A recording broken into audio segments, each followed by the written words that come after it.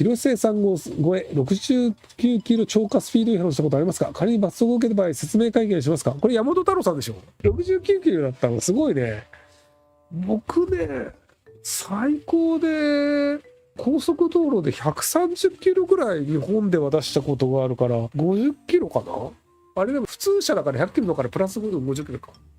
なのでそういう意味でいくとそんなには高速違反はしてないと思うので、69キロはやったことないですけど、日本だと怖くない？道まっすぐじゃないし。なのでスピード出したいんだったらアメリカとかドイツのアウトバーンとか行けばいいんじゃないかなと思います。でもアウトバーンでもね、ベタ踏みして180キロぐらいまでは、180いってないか、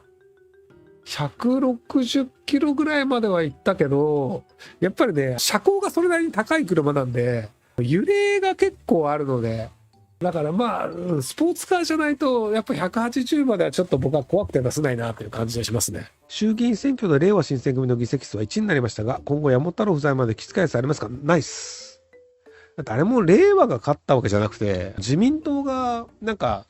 リストが足りなかったからおこぼれてもらっただけでしょ。なのでもう基本的には僕は令和はなくなるんだろうなと思ってます。太郎さんが戻ってくればいいですけどね。令和新選組の長所と短所をひろゆきさんの見解で教えてください。山本太郎さんが好きな人には向いている。山本太郎さんが嫌いな人には向いてない。なので、令和新選組という名前なんですけど、結果としてその山本太郎党なんですよね。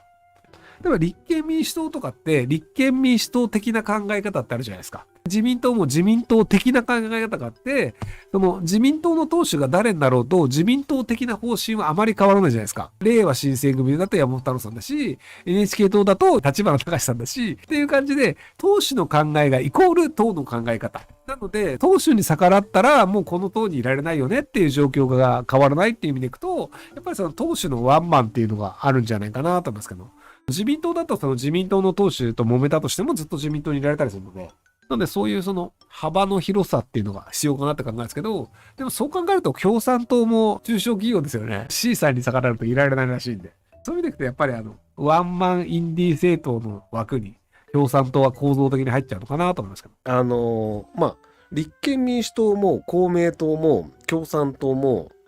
票ずっと減り続けてるんですよ。これがなんで減ってるのかっていうと、政策ではなく単純にね、政治家の平均年齢なんじゃないかと思ってて、政策でいくと令和とかも共産党と同じようなことを主張してるんですけど、令和は支持率増えてるんですよ。でも同じような主張してる共産党は支持率減ってるみたいなのがあって、で国民民主党も立憲民主党とかとそこまで変わんないんですよ。ここは全然違うよねって思うんですけど、国民民主党とか維新とか令和とか参政党が伸びていて、共産党とか公明党とか立憲民主党とかが減ってる。なぜかっていうと、年齢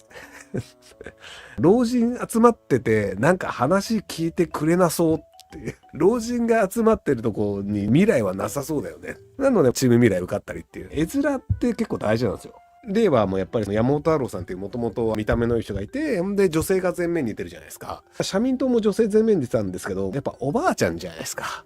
なので若い女性が出てるっていうところにするとか、若い男性が出てるっていう、参政党も神谷さん若いですしね、おじいちゃんたちに比べると。なので結局若手が頑張ってる感っていうのが大事で、政策って実はそこまで重要じゃない、むしろ見た目が大事っていうね。本当政治は見た目が8割。まずその政党名で信用できるかどうかっていうので決める人と、見た目で決める人っていうのの多分2種類に8割9割いくんじゃないかな。誰に入れても政党が決めた政策というのを基本的にはそこに投票するんですよ。自民党の場合だと自民党でこの法案に関しては賛成の票を入れてくださいって言った場合に逆らったらクビになるんですよ。なので党議拘束という形で政治家本人が何したいとかこう判断するとかってないんですよ。自民党の方からこれに賛成してください、これは反対してくださいって言われたらその通りするっていうだけで、なので政治家が誰なのかっていうことは国会を運営する上ではほぼ無意味なので、重要なのは政党であるっていう考え方をする政策主義の人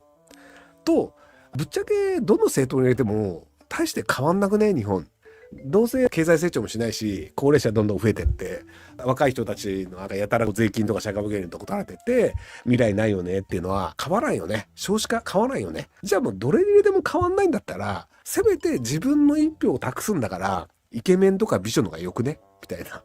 どうせ誰がなっても変わんないんだったら、見た目良さそうな人とか、いい人そうな人でいいんじゃないっていうので決める人。だからこのね、政党と顔で決めるがね、僕はね、日本8割9割行くんじゃないかな。あと行かない人ね、選挙に。選挙に行かない人と、で、行く人の中だと、政党名で決める人。で、次が顔で決める人。政治家個人の政策まで考えて、投票する人は、多分ね、100人にね、5人もいないと思うんだよね。結局この政治家の見た目が好きだから、この人の言ってる政策を知っているという人がいるんですよ。高市さんが好きだから、高市さんの政策を推してますって言ってる人いるんだけど、じゃあ自分の選挙区の他の政治家の政策全部ご存知ですか？政策で決めてますっていうのであれば、自分の選挙区の中の政治家の主張してる政策を全て把握してなきゃいけないんですよ。だって政策で決めるんだから。じゃなくて、じゃあ高市さんがいいよねって言って高市さんの政策を覚えてるって人は、単に高市ファンなんですよ。国民民主党玉木さんの政策を応援してますって言ってる人は、じゃあ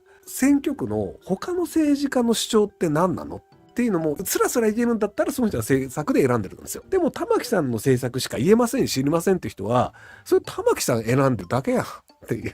玉木さんを選んで玉木さんが言ってる政策を聞いてるだけで政策で選んでるわけじゃないよねってね。でも玉木さんも吉野さんもやっぱね、見た目補正だいぶ強いよね。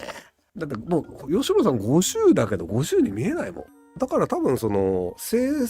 党で議員を増やしたいのであれば、中道改革連合であれば、表に出る人の顔を若い人とか女の人とかに変えた方がいいと思うんですよね。やっぱ野田さんとか斉藤さんとかやっぱおじいちゃんだからね。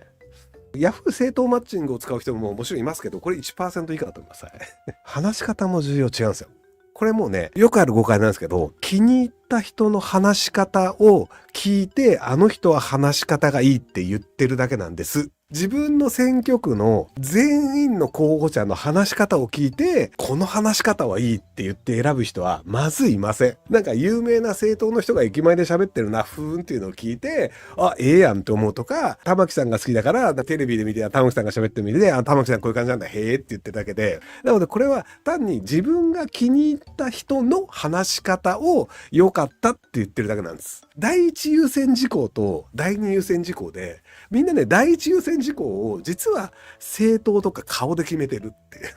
で、気に入った後に言ってる政策も正しいとかっていうね。なりがち。はい。政治家山本太郎を昔は否定したと思いますが、先は一部認めるように思っています。認める部分と認めない部分からも教えていただきますが、私は山本を支持しています。現状まともな政策を訴えているのは山だけと思います。どの政党も認められる政策も言ってれば認められない政策も言ってるで、ここの政党のこの政策は正しいよね。この政党のこの政策は変だよねっていうのがあるので、なので、すべての主張がまともではない政党ってないんですよ。僕は令和に関しては割と面白いなって言ってるのもあって、与党になったらまずいけど、ただ令和的な感覚というのを国会運営には入れるべきだと思ってるんですよ。財源なんか知ったこっちゃねえやっていうのが、与党になったらまずいんですけど、でも財源なんか知ったこっちゃねえや、これが大事だよねっていう感情に寄り添うというのも一定の割合で必要なんですよ。財源あるのかどうかとかコスパがいいのかどうかって言ったら、弱者は全員が正解なんですよ。弱者全員なら福祉の予算なんて必要ないんですよ。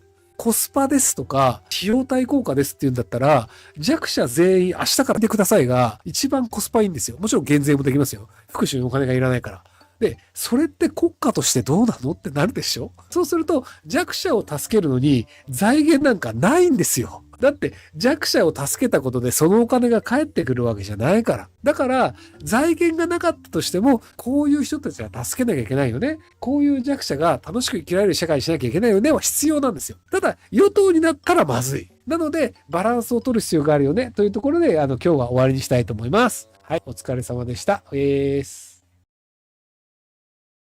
ご視聴ありがとうございます。今回の動画はこちらからの切り抜きになります。ひろゆき LINE スタンプ好評発売中です。概要欄に購入リンクがあるので、そちらから購入できます。よろしくお願いします。